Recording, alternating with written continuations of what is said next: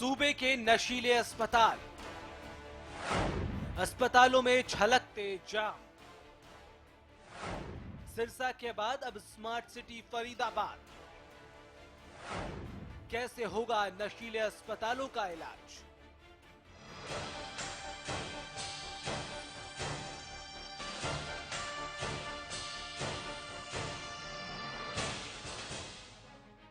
Smart city Faridabad के पृथला का उप स्वास्थ्य केंद्र अस्पताल के नाम पर बार बनकर रह गया।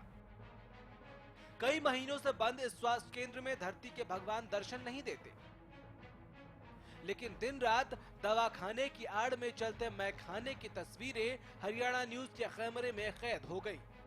शराब की बोतलें, थैलियां, ग्लास और कोने कोने में बिखरी शराब इस बात का सबूत है। भले ही स्वास्थ्य केंद्र के गेट पर ताला हो, लेकिन अंदर गड़बड़ झाला अपने चरम पर है।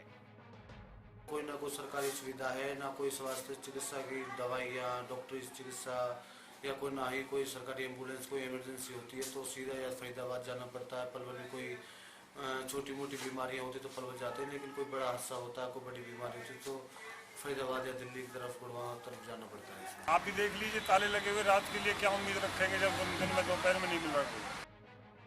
स्वास्थ्य केंद्र में 24 घंटे आपातकालीन सेवाओं का नारा लिखा है, 24 घंटे मुफ्त डिलीवरी का दावा भी है, लेकिन 24 दिन तक यहाँ कोई डॉक्टर दिखाई नहीं देता।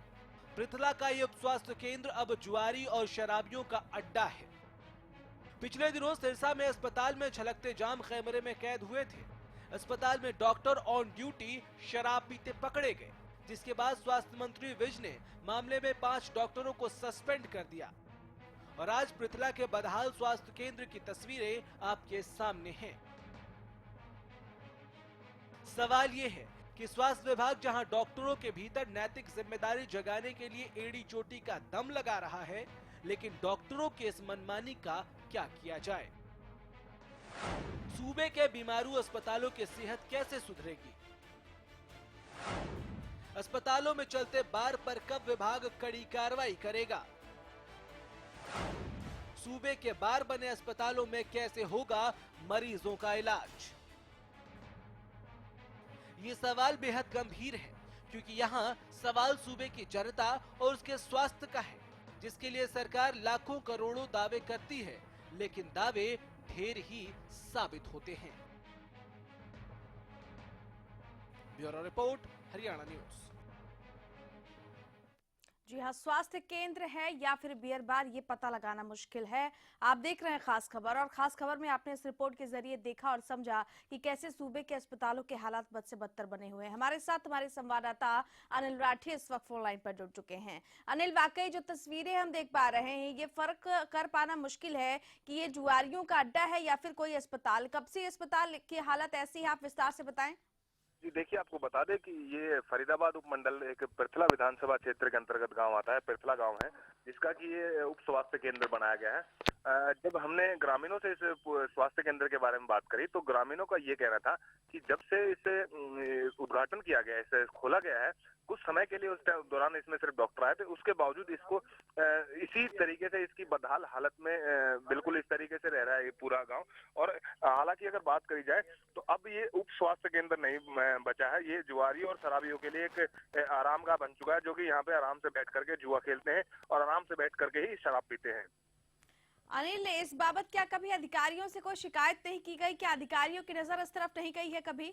जी देखिए, ग्रामीणों ने इसकी शिकायत कई बार हालांकि विधायक को भी की है, हालांकि कई अधिकारियों को भी लिखित में शिकायत दे चुके हैं कि क्योंकि गांव में काफी बड़ी आबादी का एक पूरा गांव है पृथला विधानसभा, और उसके बावजूद इनके यहाँ पे जो आसपास की अगर बात करी जाए तो स्वास्थ्य से रिलेटेड अगर कोई प्रॉब्लम हो जाती है, किसी को बीमारी से कोई दिक्कत होती है, तो उसके लिए लगभग 15 से 20 किलोमीटर दोनों इसके जिले पड़ते हैं। पलवल की बात करी जाए चाहे फरीदाबाद की बात करी जाए, इसके बावजूद भी इसका जो है ना तो इसमें कोई इसमें कोई चेंजमेंट किया गया, ना ही किसी प्रकार से किसी अतिरिक्त डॉक्टर की ड्यूटी लगाई, और ना ही यहाँ पे कोई दवाइयों की व्यवस्था की गई।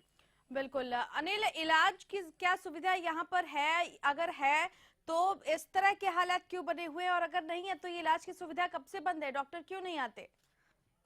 जी देखिए, जब हमने ग्रामीणों से बात करी तो ग्रामीणों का ये कहना था कि जो उप स्वास्थ्य केंद्र ये खोला गया था, यहाँ पे जब डॉक्टरों की ड्यूटी निर्धारित की गई, क्योंकि ग्रामीण क्षेत्र में बहुत से कम डॉक्टर हैं जो कि कभी यहाँ पे हालांकि आते हैं लेकिन कंटिन्यू नहीं आते हैं, कभी कभार ही अगर कोई जैसे कोई कैंप लग गया, कोई स्वास्थ्य की तरफ से ऊपर से कोई टीम आ गई तो उस दौरान डॉक्टरों की टीम आ गई, चलो जांच की जाए, लेकिन कंटिन्यूटी जो है वो यहाँ पे नहीं बन पा रही है, जिसके चलते कि ग्रामीणों को काफी समस्या का सामना करना पड़ रहा है। और किसी तरीके की भी यहाँ पे ना ही तो कोई मेडिसिन उपलब्ध होती है, ना ही कोई अगर किसी गर्भवती महिला को कोई समस्या हो जाती है वो वहाँ पे उपलब्ध नहीं करवाई जाती, उसके लिए ट्रीटमेंट नहीं होता, उसके लिए दवाइयाँ नहीं दी जाती वहाँ पे। तो इन सब चीजों के चलते काफी रोष है इस समय ग्रामीणों के अंदर। चलिए अनिल भैया, शुक्रिया आपका तमाम जानकारी के लिए। और इस वक्त स्थानीय ग्रामीण राकेश तंवर हमारे साथ फोन लाइन पर जुड़ चुके हैं। राकेश जी नमस्कार, आप तक आवाज पहुंच रही है? नमस्कार मैडम, बिल्कुल क्लियर है। राकेश जी विस्तार से बताएं, ये जो स्वास्थ्य केंद्र है पृथला का, इसकी ये हालत कब से बनी हुई है, कैसे ये बद से बदतर होता चला गया, और कब से आप लोगों को यहाँ पर इलाज की सुविधाएं नहीं मिल पा रही है? क्या क्या खामियां हैं इस अस्पताल में? मैडम कहने को ये स्वास्थ्य केंद्र है, लेकिन अभी सिर्फ सफेद हाथी के अलावा कुछ नहीं है जी। यहाँ अगर आप आकर देखेंगे ना तो किसी भी तरीके की कोई बुखार की भी दवाई नहीं मिल सकती आपको जी। कहने को यहाँ पर आप डिलीवरी करा सकते हैं, कुछ भी करा सकते हैं, लेकिन अगर आप यहाँ पर जाएंगे तो हो सकता है कि आप अपने किसी भी पेशेंट को इसको लेकर जाते हैं इसके उस पर, तो आपको यहाँ देखने को एक मात्र नर्स भी नहीं मिलेगी। जी लौटेंगे राकेश जी आपके पास। इस वक्त हमारे साथ स्थानीय विधायक टेकचंद शर्मा फोन लाइन पर जुड़ चुके हैं। विधायक महोदय नमस्कार, आप तक आवाज पहुंच रही है? हाँ जी विधायक साहब आप सुन पा रहे हैं हमें? हाँ बोलिए। विधायक साहब, पृथला का उप स्वास्थ्य केंद्र है जिसकी हालत बद से बदतर है, क्या कभी इस तरफ आपकी नजर गई है क्या? नहीं, पृथला के अंदर बिल्कुल इसमें कोई दो राय नहीं है जी। एक CHC हमारा भी दूधौला के अंदर भी ऐसी है, ये कलावलपुर के अंदर है। मैंने आज भी मैं चंडीगढ़ ही हूँ जी। और इस बारे में हेल्थ है जो अपने PK महापात्रा जी उनसे मैं मिला हूँ, जहाँ भी स्टाफ की कमी है इसको बहुत जल्दी दूर करके इसको ठीक करा रहे हैं।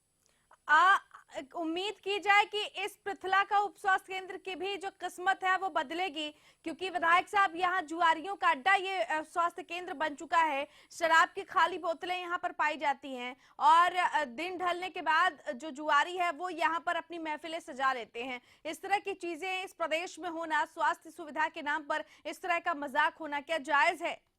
नहीं, बिल्कुल गलत है, और अगर कहीं ऐसा है तो उसके लिए हम अभी से मतलब ना कोई पुलिस वगैरह का वो करके इसको ठीक कराएंगे, और वैसे जो भी यहाँ स्टाफ की कमी है इसे पूरा कराएंगे। आपके संज्ञान में मामला आ चुका है, कोई समय सीमा आप देना चाहेंगे? विधायक साहब, नॉलेज में आज से 1 हफ्ते पहले बताया था किसी ने कि यहाँ पे ऐसा भी कोई होता है, तो मैंने उसके बाद वहाँ ड्यूटी भी लगाई है पुलिस वालों की जा करके एक बार इसे चेक करें। जी, लेकिन हालातों में कोई बदलाव नहीं आया विधायक महोदय। उम्मीद कोई समय सीमा आप देना चाहेंगे कि हाँ एक समय सीमा के अंदर स्वास्थ्य केंद्र की जो हालत है वो सुधर जाएगी? इलेक्शन चले हुए हैं और इलेक्शनों में हमारे कोई नौजवान साथी हैं जी, जो हालत इस वजह से भी खराब हो जाते हैं, हम समझते हैं जी। बाकी रेगुलर वे में, रूटीन वे में कोई ऐसा नहीं है तो उसके लिए सख्त से सख्त कार्रवाई की जाएगी। चलिए, बेहद शुक्रिया विधायक महोदय आपका। तो कह रहे हैं हमारे संज्ञान में ये पूरा का पूरा मामला है और इस बाबत मैं चंडीगढ़ में बातचीत भी कर रहा हूं और उम्मीद ये भी जताई है कि बहुत जल्द इस अस्पताल की हालत सुधरेगी। लेकिन राकेश हमारे साथ लगातार जुड़े हुए हैं। राकेश, आप सुन पा रहे हैं हमें? जी बिल्कुल। राकेश, विधायक साहब की बात आपने सुनी, आपको उम्मीद है कि इस स्वास्थ्य केंद्र की हालत बदलेगी? कभी विधायक महोदय ने इस तरफ ध्यान दिया क्या? कभी जो जनप्रतिनिधि है उन लोगों ने इस तरफ ध्यान दिया है क्या?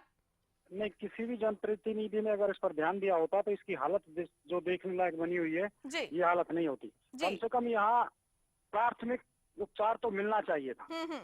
मैं नहीं कहता कि चलो डिलीवरी नहीं हो सकती, डॉक्टरों की भी कमी हो सकती है, किसी भी तरीके की कोई कमी हो सकती है, लेकिन अगर अभी आप इसे देखेंगे तो आप उसमें अगर चले गए तो जो लोग दारू पीने वाले हैं उनके साथ में बीमार होकर तो आ सकते हैं कि स्वस्थ होकर नहीं आएंगे जी। किसी तरीके की कोई सुविधा ही नहीं है वहाँ पर। अगर आप इसको देखेंगे खुद जाके तो आप कह ही नहीं सकते कि स्वास्थ्य केंद्र है जी। तो राकेश तंवर जी, आपको उम्मीद है विधायक साहब की बातों पर कि इस स्वास्थ्य केंद्र की हालत जो है वो सुधरेगी, उम्मीद जताएं? नहीं, उम्मीद के अलावा तो क्या कर सकते हैं। अगर विधायक जी ने कहा है तो अगर करना चाहिए इन्हें। हालांकि मुझे लगता नहीं है कि पृथला में कोई विधायक है, मैं तो मानता हूँ कि पृथला बिना विधायक के पूरे हरियाणा क्षेत्र में। अच्छा राकेश तंवर जी, कुल कितनी आबादी माने कि इस अस्पताल पर निर्भर है? कितनी दूर आप लोगों को अगर इस अस्पताल नहीं आना पड़े तो कितनी दूर जाना पड़ता है? किस किस तरह की दिक्कतें उठानी पड़ती हैं, ये आप हमें बता पाएंगे? कितनी आबादी इस पर निर्भर है? राकेश, आप तक आवाज पहुंच रही है?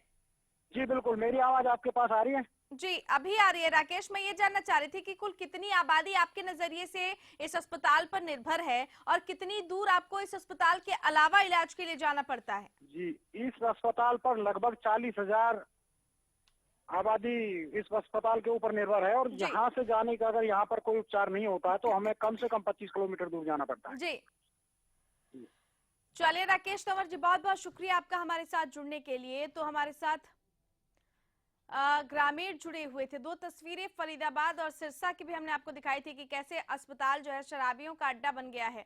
सिरसा की वो तस्वीर आप भूले नहीं होंगे जहां पर डॉक्टर खुद महफिलें सजाकर बैठे हुए थे। 5 डॉक्टरों को वहां निलंबित भी किया गया था हमारी खबर दिखाने के बाद।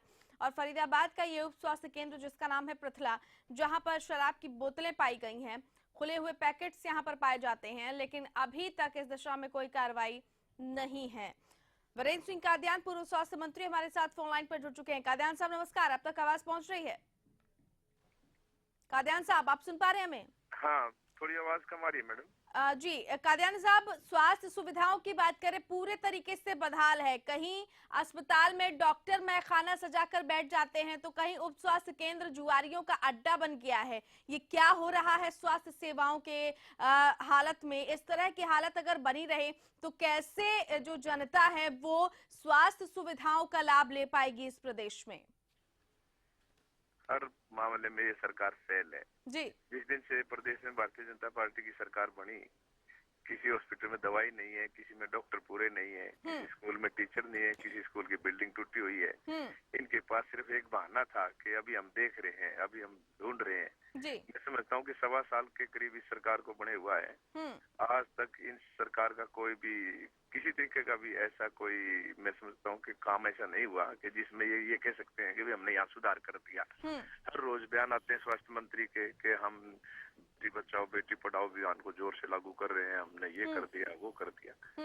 तो जिस तरीके से आज हॉस्पिटलों में आपने बताया, और मैं भी समझता हूँ कि कहीं डॉक्टर की कमी है तो ये बयान दे देते हैं कि हम डॉक्टरों की भर्ती जल्द करेंगे, लेकिन इन झूठी सफाइयों से कुछ नहीं मिलने वाला। इस प्रदेश की 5 साल में ऐसी हालत ये सरकार कर देगी कि आने वाली कांग्रेस की सरकार को इस प्रदेश को संभालने में 10 साल लगेंगे। ये दुर्भाग्य है इस प्रदेश के लोगों का कि जिनको इतनी बुरी सरकार मिली और इनकी हर सफाई झूठी है। ये सिर्फ लल्लू पॉप देने का काम ये सरकार करती है। चलिए कादियान साहब, बहुत शुक्रिया आपका हमारे साथ जुड़ने के लिए। वीरेंद्र सिंह कादियान जुड़े हुए थे और कह रहे हैं कि ये इस प्रदेश का दुर्भाग्य है कि सरकार स्वास्थ्य सेवाओं की तरफ ध्यान नहीं दे पा रही है। चलिए खास खबर में वक्त एक छोटे से ब्रेक का हो गया है, जल्द लौट रहे हैं।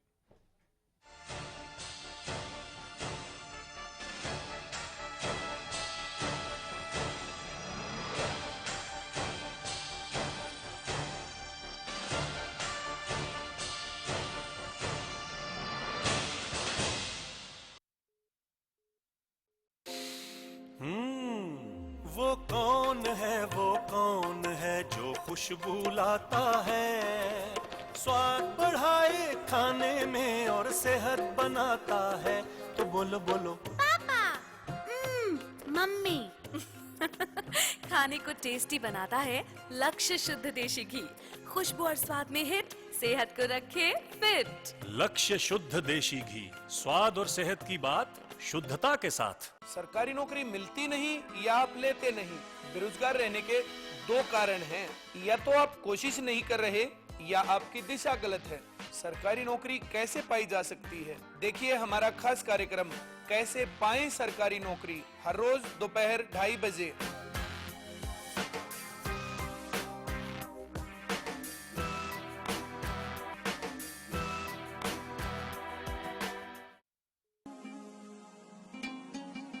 बस अब और नहीं। गुरबाज एग्रीकल्चर वर्क्स पेश करते हैं भारत सरकार द्वारा मान्यता प्राप्त प्रचलित रीपरों के मुकाबले ज्यादा चलने वाला, समय और डीजल की बचत वाला गुरबाज स्ट्रॉ रीपर। हरिसंस फार्मास्यूटिकल्स अब आपके लिए लेकर आए हैं पशुओं के लिए एक आयुर्वेदिक दवाई। सोमधारा योग से हमारी भैंस की थन की सूजन बिल्कुल खत्म हो गई। हमारी भैंस के थन की गांठ खत्म हो गई है और दूध भी बढ़ गया है। हमारी भैंस का तो थन भी वापस आ गया। दुधारू पशु रखने वाले भाइयों, आप भी अपने पशुओं के लिए आज ही लेकर आइए पशुओं के थनों की हर बीमारी का एक कामयाब इलाज, सोमधारा योग। हरियाणा फ्रेश शुद्ध घी का नाम बड़ा, शुद्धता की कसौटी पर खरा, घर के घी जैसा स्वाद मन भाए, जो भी खाए तंदुरुस्ती पाए। हरियाणा फ्रेश एगबाग शुद्ध घी, स्वाद घर के घी जैसा। हरियाणा फ्रेश शुद्ध घी। एक इम्पोर्टेंट मैसेज, अगर आप क्रिकेट के फैन हैं तो जल्द से जल्द सेट टॉप बॉक्स लगवा लीजिए। क्यों भाई? क्योंकि सेट टॉप बॉक्स लगवाने की आखिरी तारीख निकल चुकी है। तो अब क्रिकेट कभी भी बंद हो सकता है। क्रिकेट बंद? क्या बोल रहा तू? अरे क्रिकेट बिना जिंदगी कैसे कटेगी भाई? अब ये भी बता दे सेट टॉप बॉक्स कौन सा लगाना है? भाई सिंपल है, सेट टॉप बॉक्स मतलब डिश टीवी, क्योंकि डिश टीवी ही 10 करोड़ लोगों की पसंद है। इंडिया का सबसे भरोसेमंद डीटीएच ब्रांड भी यही है। और हाँ, अब डिश टीवी के साथ अपना मनोरंजन खुद चुनिए। पैक सिर्फ 99 रुपए से शुरू। सेट टॉप बॉक्स मतलब डिश टीवी। इस लड़के का नाम मोहित मिगलानी है, उम्र 22 साल। ये लड़का कई महीनों से लापता है। किसी भी सज्जन को इसके बारे में कोई जानकारी मिले तो कृपया इन नंबरों और पते पर संपर्क करें। सूचना देने वाले को उचित इनाम दिया जाएगा। फसलों पर स्प्रे के दुष्प्रभाव ने पशुओं के थनों में सूजन, गांठ, एक थन का सो जाना, खून आना व दूध कम हो जाना आदि बहुत सी बीमारियों को जन्म दे दिया है। इसलिए मैं आपको ये सलाह देना चाहता हूँ कि आप अपने सभी पशुओं के हर ब्यात पर सोमधारा योग का एक कोर्स जरूर करवाएं। हरियाणा फ्रेश शुद्ध घी का नाम बड़ा, शुद्धता की कसौटी पर खरा, घर के घी जैसा स्वाद मन भाए, जो भी खाए तंदुरुस्ती पाए। हरियाणा फ्रेश एगबाग शुद्ध घी, स्वाद घर के घी जैसा। हरियाणा फ्रेश शुद्ध घी।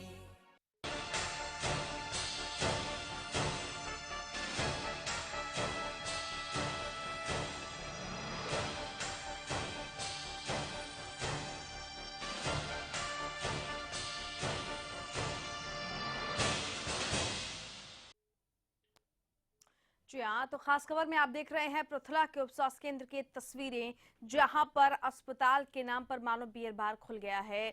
जुआरियों और शराबियों का अड्डा ये बियर बार हो चुका है। डॉक्टर्स दिखाई नहीं देते, दवाएं मिलती नहीं है और नतीजा आपके सामने है। हमने विधायक टेकचंद शर्मा से बातचीत की। उन्होंने कहा कि वो इसके हालातों से वाकिफ हैं और वो खुद इस बारे में कोशिश करने के लिए जुटे हुए हैं। उनकी लगातार अधिकारियों से बातचीत हो रही है और बहुत जल्द इस स्वास्थ्य केंद्र के हालत में सुधार देखने को मिलेगा। लेकिन सवाल ये है कि इतनी बदतर हालत इस अस्पताल की, इस स्वास्थ्य केंद्र की हुई कैसे? क्या समय रहते इसकी तरफ ध्यान नहीं दिया जा सकता था? अगर प्रदेश में इस तरह की स्वास्थ्य सेवाएं रहेंगी तो आप सोचिए कि लोगों को इलाज कैसे मयस्सर हो पाएगा। महज औचक निरीक्षणों से काम नहीं चलता है। महज ये कह देने से कि स्वास्थ्य सुविधाएं बेहतर हो रही हैं, स्वास्थ्य सुविधाएं बेहतर नहीं हो जाती हैं, बल्कि उनकी तरफ बुनियादी काम करना पड़ता है। शराब की बोतलें हैं, चारों तरफ बिखरी हुई हैं। हमारे साथ स्थानीय ग्रामीण भी लगातार जुड़े हुए थे। उनका भी ये साफ तौर पर कहना था कि अगर किसी जनप्रतिनिधि ने इस तरफ ध्यान दिया होता या प्रशासनिक अधिकारियों ने, स्वास्थ्य महकमे के अधिकारियों ने इस तरफ ध्यान दिया होता तो शायद इस स्वास्थ्य केंद्र की ये दशा, दुर्दशा नहीं हुई होती। तो ये पहला मामला नहीं है। इससे पहले हमने आपको सिरसा का मामला दिखाया था कि कैसे वहां पर मैखाने सजते हैं और डॉक्टर्स बकायदा उस मैखाने का हिस्सा बन जाते हैं। ड्यूटी के दौरान ही शराब का दौर चलता है। इसको लेकर हरियाणा न्यूज ने कुछ अहम सवाल खड़े किए हैं कि सूबे के बीमारू अस्पतालों की सेहत आखिर कैसे सुधरेगी। अस्पतालों में चलते बार पर कब विभाग कड़ी कार्रवाई करेगा। बीजेपी प्रवक्ता डॉक्टर योगेश बिदानी हमारे साथ फोन लाइन पर जुड़ चुके हैं। डॉक्टर योगेश, अब तक आवाज पहुंच रही है क्या? हाँ जी। बिदानी साहब, अस्पतालों की हालत बद से बदतर है। पृथला का उप स्वास्थ्य केंद्र है जो जुआरियों और शराबियों का अड्डा बन गया है। डॉक्टर्स नहीं पहुंचते हैं। इससे पहले हमने सिरसा की तस्वीर दिखाई थी जहां पर डॉक्टर बकायदा ड्यूटी के दौरान बैठकर शराब की महफिलें सजाते हैं। क्या ऐसे सूबे की स्वास्थ्य व्यवस्था बेहतर हो पाएगी? मैं आपकी बात पे सहमत हूँ जी। पिछले कई सालों से हरियाणा में स्वास्थ्य की सेवाएं बेकार हो रही थी जी। पिछले 1 साल से हेल्थ मिनिस्टर जी ने बहुत प्रयास कर रहे हैं और उम्मीद है कि ये बहुत जल्दी हम इसको कवर भी करेंगे। कई जगहों पे बहुत सुधार हुआ है, लेकिन कई जगह पे बहुत पुराने जो बैठे हुए हैं उन लोगों ने इस सरकार को सरकार ही नहीं समझा था जी। उनके ऊपर सख्त से सख्त कार्रवाई होगी। हाँ। और जल्दी से जल्दी इसका हल आपको इस 16 में हो ही जाएगा सब काम। बिदानी साहब, इससे पहले सिरसा में भी डॉक्टर बकायदा महफिलें सजाकर मैखाना सजाकर ड्यूटी के दौरान बैठे होते, उनके खिलाफ भी कार्रवाई की गई, उनको निलंबित किया गया। क्या वजह है कि निलंबन जैसी कार्रवाई का भी कोई डर ऐसे लोगों पर नहीं होता है, ऐसे डॉक्टर्स पर नहीं होता है जो विभागीय लापरवाही बरतते हैं? दरअसल पिछली सरकारों ने डॉक्टरों की वैल्यू ही नहीं समझ रखी थी और डॉक्टर लोग सरकारी नौकरी करके राजी नहीं होते थे। तो वही हाल इनका हो रहा है। लेकिन अब कार्रवाई शुरू हो गई है। 5 को निलंबित किया है सिरसा में और उनके ऊपर सख्त से सख्त कार्रवाई होगी जी। और भी कई डॉक्टर ऐसे रहेंगे तो अभी नए डॉक्टरों की नियुक्ति भी हो रही है। 365 हमने पहले कर दिए हैं, 400 और कर रहे हैं। उनकी लिस्ट भी जल्दी आने वाली है जी। और पहले इनकी ट्रेनिंग भी अब की बार हम करेंगे। 1 साल इनको पहले ट्रेनिंग देंगे जी और पूरी तरह सरकार की तरफ से समर्पित हो। लेकिन बिदानी साहब, क्या तब तक हालात ऐसे ही बने रहेंगे क्या? नहीं, बहुत जल्दी हम कार्रवाई, देखो ना सिरसा में तुरंत हुई। इस तरह आप जहाँ जहाँ बता रहे हैं, आपका भी धन्यवाद कि आप हमें बताते हो जी। आपके अच्छा, हम धन्यवाद करते हैं, हमें कई जानकारी देते हो आप। हम पूरी जहाँ भी होगा हम बात करेंगे। चलिए, डॉक्टर योगेश बिदानी, बेहद शुक्रिया आपका हमारे साथ जुड़ने के लिए। तो डॉक्टर योगेश बिदानी ये कह रहे हैं कि ऐसे मामलों को उठाकर वाकई अच्छा काम करती है मीडिया और ऐसी जगहों पर नजरें जाती है जहां पर वाकई कई बार नजरें नहीं पहुंच पाती हैं। हमारे साथ कांग्रेस नेता नरेश शर्मा फोन लाइन पर जुड़ चुके हैं। नरेश शर्मा जी नमस्कार, अब तक आवाज पहुंच रही है? हाँ नमस्कार मैम। सूबे की स्वास्थ्य व्यवस्था एकदम चरमरा चुकी है। पिछली सरकार अब की सरकार पर और अब की सरकार पिछली सरकार पर ही आरोप प्रत्यारोप का दौर चलाती रहती है, लेकिन अगर कोई पिसता है इन सब के बीच तो वो है जनता। पृथला का उप स्वास्थ्य केंद्र है फरीदाबाद का, जो जुआरियों का अड्डा बन गई है। क्या ऐसे होगी सूबे की स्वास्थ्य व्यवस्था? नहीं, देखिए कानून व्यवस्था की धज्जियां उड़ी हुई है जी। सरकार अपनी पीठ थपथपाने से बाज नहीं आ रही है और हर पहलू पर देखिए एक फरीदाबाद की बात नहीं है, प्रदेश के कोने कोने के अंदर गुंडा राज सरेआम दिखाई दे रहा है जी। और सरकार अपनी पीठ थपथपाने से बाज नहीं आ रही। आज रोजाना नीतियां बनाई जा रही है, करोड़ों रुपए खर्च किए जा रहे हैं, लेकिन उन नीतियों का जनता तक धरातल पर कोई रिजल्ट नहीं आ रहा। तो सरकार अपनी मनमानी से ना कर्मचारी अधिकारी इसकी मानते हैं, अनुभवहीन सरकार है और आज जनहित के लिए इसके खजाने में कुछ बचा नहीं है। ना कोई योजना है, ना कोई पैसा है जो जनता को सीधा लाभ पहुंचा सके। तो हमारे हिसाब से जनता पूर्ण रूप से असफल है सरकार और जनता का जो गुस्सा है वो नाराजगी नहीं है, खट्टे के निशान से ऊपर जनता का गुस्सा जा रहा है। और आने वाले चुनाव में भारतीय जनता पार्टी की सरकार को सबक सिखाने के लिए जनता इंतजार की घड़ियां गिन रही है कि किस तरह कोई चुनाव हो और इनको सबक सिखाएं। चलिए, बेहद शुक्रिया नरेश शर्मा जी आपका हमारे साथ जुड़ने के लिए। तो बात वही राजनीति की बात हो रही है, लेकिन सवाल यह है कि कभी जनता की इन समस्याओं का हल भी होगा। हालांकि तमाम जनप्रतिनिधि आश्वासन दे रहे हैं कि समस्या का समाधान होगा, लेकिन देखना होगा कि वाकई समस्या का समाधान कब तक होता है। इसी के साथ खास खबर में फिलहाल इतना ही। नमस्कार।